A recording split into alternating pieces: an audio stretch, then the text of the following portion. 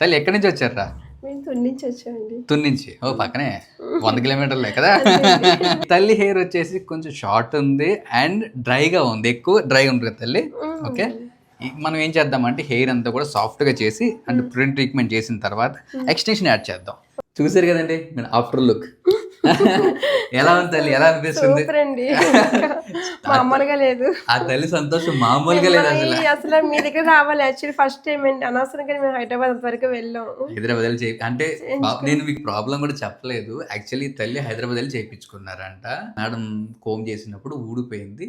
Some ఏదో problem అయితే మొత్తాన్ని ఫేస్ చేశారు. ఇప్పుడు ఎలా ఉంది తల్లి మీకు? చాలా బాగుంది.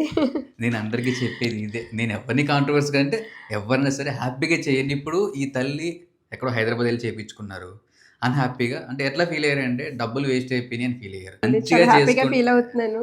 ఈ హ్యాపీనెస్ కావాలి, ఈ హ్యాపీనెస్ కోసం ఏంటంటే ఇంకా చెప్పాలంటే మిమ్మల్ని చూడ ఇంకా థ్యాంక్ యూ తల్లి. డబ్బులు ఒకటి ఇంపార్టెంట్ కాదు, మన ఎథిక్స్ ఇంపార్టెంట్, మనం చేసే పని ఇంపార్టెంట్ అండి.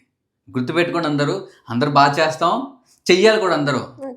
ఓకే, హెయిర్ కూడా ఇది ఇప్పుడు పెట్టుకున్నట్టు నాకు ఏమీ అనిపించట్లేదు. నాకు సొంత హెయిర్ ఎలా ఉందో అలాగ అనిపిస్తుంది. అంటే వెయిట్ మేనేజ్మెంట్ చేసుకొని చేస్తే ప్లేస్ పెయిన్ ఏమీ లేదు, ఏం పెయిన్ లేదు. అంటే చేసే టెక్నిక్ తల్లి, ఆ టెక్నిక్ అదే మీరు. అంతా మీ మహిమ.